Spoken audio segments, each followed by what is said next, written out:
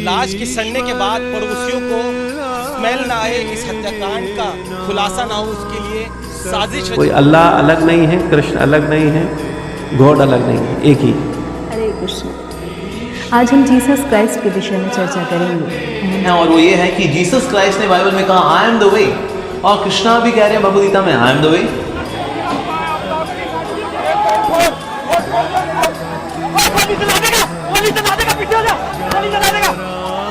यदि कोई व्यक्ति भगवान कृष्ण से प्रेम करता है तो उसे जीसस से भी प्रेम करना चाहिए। सो लॉर्ड कृष्णा और गॉड इज द डेस्टिनेशन। नहीं, कोई अल्लाह अलग नहीं है, कृष्ण अलग नहीं है, गॉड अलग नहीं है, एक ही।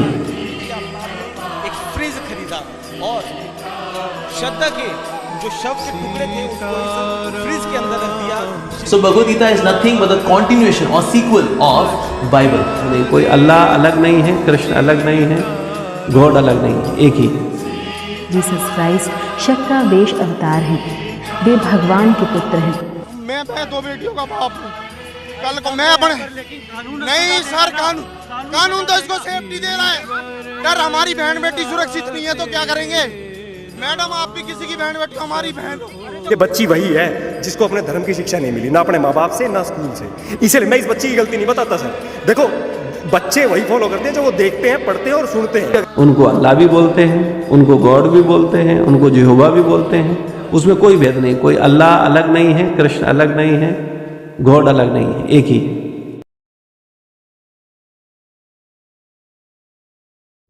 जय श्री राम। रघुपति राघव राजा राम, पतित पावन सीताराम। इसके आगे की जो पंक्ति है वो है सुंदर विग्रह मेघ श्याम, गंगा तुलसी सालग्राम, भद्र गिरीश्वर सीताराम, भगत जन प्रिय सीताराम, जानकी रमणा सीताराम। तो इसमें इसकी जो शुद्ध पंक्तियां थीं जो लक्ष्मण आचार्य जी ने लिखी थीं उनको हटा करके कर दिया गया रघुपति राघव राजा राम, पतित पावन सीताराम, और आगे कर दिया गया ईश्वर अल्लाह तेरो नाम। और अधिकांशतः हिंदू वो हैं जो यही मानते हैं कि ईश्वर अल्लाह एक है, राम और अल्लाह में कोई अंतर नहीं है। मैं यहाँ पर किसी की धार्मिक आस्था को ठेस पहुँचाने के लिए बात नहीं कर रहा हूँ, मगर इन दोनों के बीच में डिफरेंस है, उस डिफरेंस की मैं बात कर रहा हूँ। अंतर है, ये कहने वाले गलत हैं कि कोई अंतर नहीं है। क्या अंतर है? तो इस विषय में एक कंपैरेटिव स्टडी वाला वीडियो मैं पहले बना चुका हूँ, जिसने ना देखा हो तो आप प्लीज़ उसको देख लीजिए कि सनातन धर्म और इस्लाम में क्या अंतर है, क्या कंपैरेटिवली अगर हम अध्ययन करें तो क्या हमको मिलते हैं। तो कई चीज़ें हमने उस वीडियो में बता दी थी, अभी थोड़ा सा उसको आगे कंटिन्यू करेंगे इसी वीडियो। तो सबसे पहला जो अंतर है वह यह है कि जो कुरान के द्वारा प्रतिपादित होने वाले ईश्वर हैं वह कहते हैं कि मैं जन्म नहीं ले सकता, मैं धरती पर नहीं आ सकता, मैं मनुष्य को दिखाई नहीं दे सकता।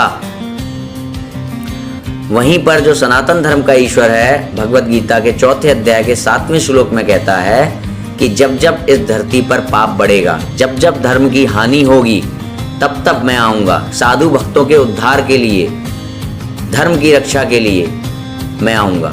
इसके बाद अगर हम आगे चलें तो सनातन धर्म वह है जो कभी भी चेंज नहीं होता है। सनातन धर्म में कहा गया कि जो किसी भी देश काल अथवा परिस्थिति में भी ना बदले, उसी का नाम सनातन है। वहीं पर जो कुरान के द्वारा प्रतिपादित होने वाला धर्म है वो चेंज होता है, और इस बात की गवाही स्वयं कुरान देती है। कैसे देती है? जो कुरान को कहने वाले ईश्वर हैं वो कह रहे हैं कि हम अपनी आयतों को बदल देते हैं तो उनसे बेहतर ही देते हैं, यानी कि वो एक्सेप्ट कर रहे हैं कि हम अपनी आयतों को बदलते हैं। इसके अलावा 2:187 में कुरान द्वारा एक ऐसा नियम प्रतिपादित किया गया है जो कुरान खुद कह रही है ये नियम इससे पहले अस्तित्व में नहीं था। इसका अर्थ क्या हुआ कि अगर हम ये दावा करने वालों को से बात करें जो ये कहते हैं कि कुरान के द्वारा प्रतिपादित होने वाला धर्म जो है वो पहले भी था, कुरान के समय वो अस्तित्व में नहीं आया, वो हमेशा से था, है और रहेगा, मगर कुरान स्वयं ऐसा धर्म कुछ बता रही है जो स्वयं वो ये कह रही है कि ये जो नियम है, ये जो धर्म है, ये पहले नहीं था, अब है, आज से लागू किया गया है। इसके अलावा अन्य कुछ बातें हम देख लेते हैं 33:4 में कि अगर आपने अपने मुंह से किसी को बहन भाई या ये जो मुंह जुबानी रिश्ते अगर आप बना लेते हैं तो वो सब आपके मुंह की बातें हैं। अर्थात अगर आपने किसी को बहन कह दिया तो ज़रूरी नहीं कि उसके साथ आप बहन जैसा ही आचरण करें। अगर आपने किसी को भाई कह दिया तो ज़रूरी नहीं कि आप उसके साथ बिल्कुल भाई जैसा ही आचरण करें। मगर वहीं पर सनातन धर्म में क्या कहा जाता है, रामो दुर्नाभि भाषते, राम दो प्रकार की बातें नहीं करता है। राम ने जो कह दिया उसी पर अडिग रहता है। राम जो भी बोलता है सोच समझ के बोलता है। राम अपने छोटे भाई लक्ष्मण को त्याग सकते हैं, अपनी पत्नी माता सीता को त्याग सकते हैं, परंतु अपने वचन से मुकर नहीं सकते। अर्थात बहन का मतलब बहन, भाई का मतलब भाई।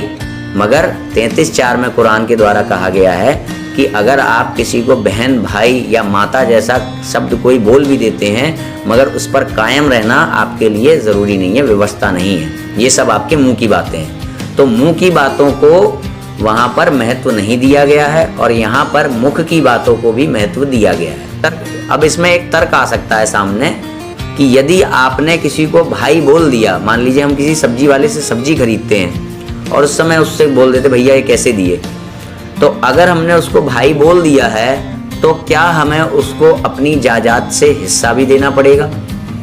क्या जैसे हम अपने छोटे भाई के जितने भी खर्चे उठाते हैं, जिस तरह से उसका हमारे ऊपर अधिकार होता है, उसी तरीके से सब्जी वाले का भी अधिकार होगा? ऐसा नहीं है। वहाँ पर भाई का कहने का अर्थ सिर्फ ये होता है कि जो आचरण है, जो शारीरिक व्यवहार है वो भाई के जैसा होगा। परंतु जो अपनी पिताश्री की जायदाद में हिस्सा देने की बात आती है, अधिकारों में उनका अंश देने की बात आती है, तो वहाँ पर क्या हम अपने ये मुंह बोले भाई तो छोड़ दीजिए, हमारे पिताश्री के जो छोटे भाई या बड़े भाई होते हैं, उनकी जो संतानें होती हैं, क्या हम अपने पिताजी की संपत्ति को उन चाचा या ताऊ की संतानों के साथ साझा करते हैं? नहीं। तो ये इसी प्रकार का भाई है कि आपको भाई जैसा आचरण करना है, मगर जब बात आएगी संपत्ति में साझे की बात, अधिकारों की बात, तो वो अधिकार और वो साझा जो आपके पिता से उत्पन्न भाई हैं आपके, वो उनके लिए है संपत्ति में अधिकार, और आचरण आपको उनके साथ भ्राता जैसा ही करना होगा जिसको आपने भाई कहा। आचरण आपको बहन के साथ बहन जैसा ही करना होगा जिसको आपने बहन कहा। आप ये नहीं कर सकते कि आपने किसी को बहन कह दिया उसके बाद आप उससे शादी कर लें, विवाह कर लें। आप ये नहीं कह सकते कि आपने किसी को माता कह दिया आप उससे फिर शादी कर लें, विवाह कर लें। आप ये नहीं कर सकते कि आपने किसी को बेटी कह दिया आप उसके बाद शादी कर लें, विवाह कर लें। इसके अलावा कुरान की एक आयत ऐसी आती है जिससे ऐसा प्रतीत होता है कि कुरान के जो ईश्वर हैं उन्होंने कुरान के द्वारा प्रतिपादित किया जाने वाला जो धर्म है ये पूरी दुनिया के लिए नहीं बनाया है, बल्कि मक्का और उसके आसपास के क्षेत्रों के लिए ही बनाया है। क्योंकि उसमें लिखा हुआ है कि आप ये जो ज्ञान है इसको मक्का और उसके आसपास के क्षेत्र में फैला दीजिए। इसमें भी कुछ ऐसा तर्क मेरे सामने आया कि जो मक्का और उसके आसपास की जगह है उसमें पूरी दुनिया आ गई। अगर हम मान भी लें कि मक्का और उसके आसपास की जगह में पूरी दुनिया आ गई है, तो फिर दूर की जगह क्या है? मक्का से दूर की जगह क्या है? मक्का और आसपास की जगह तो पृथ्वी हो गई पूरी, तो फिर उससे दूर की जगह किसे माना जाएगा? ये फिर एक प्रश्न खड़ा हो जाता है। इन कन्फ्यूजन्स के साथ वो जो कन्फ्यूजन्स हैं कि क्या इस्लाम ये कहता है कि काफिरों को मार दो, क्या इस्लाम ये कहता है कि जो गैर मुस्लिम स्त्रियां हों उनका शोषण करो, तो ये जो सारी कन्फ्यूजन्स हैं ये ना होती अगर हमें कोई पुख्ता सटीक गुरु की व्यवस्था वहाँ पर मिल जाती।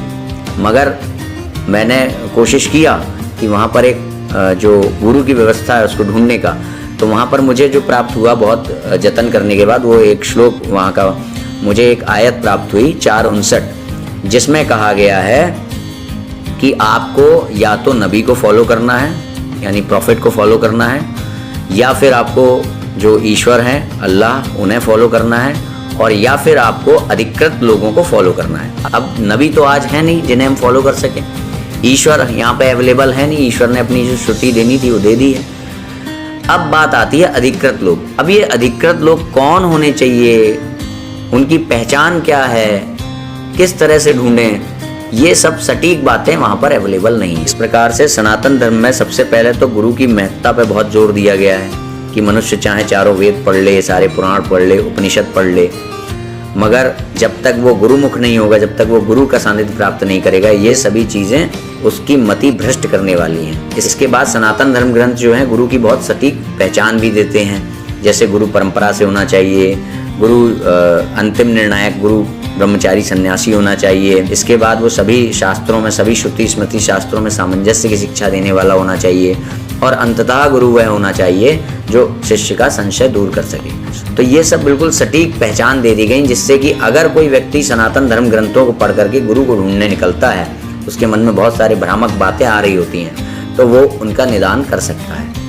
मगर क्या ऐसी कोई व्यवस्था इस्लाम में कुरान के द्वारा नहीं दी गई, जिसकी वजह से कुरान की आयतों का अर्थ कोई भी व्यक्ति अपने अनुसार निकाल करके अपने अर्थ बता सकता है। अगर कोई इन कन्फ्यूजन्स को दूर कर सकता है, शॉर्ट आउट कर सकता है, तो ज़रूर उसका स्वागत है, जिससे कि हम किसी कंक्लूजन तक पहुँचे।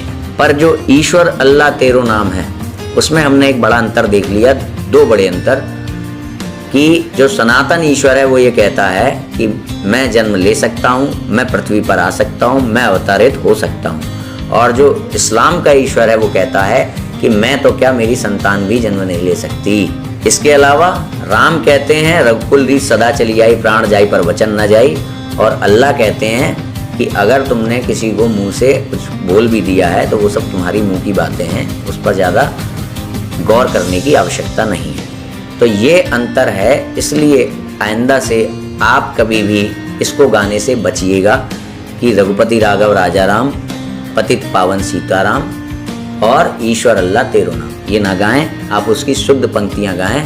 सुंदर विग्रह मेघ श्याम, गंगा तुलसी शालग्राम, भद्र गिरीश्वर सीताराम, भगत जन प्रिय सीताराम, भद्र गिरीश्वर सीताराम, भगत जन प्रिय सीताराम, जानकी रमणा सीताराम, जय जय राघव सीताराम, रघुपति राघव राजा राम, पतित पावन सीताराम।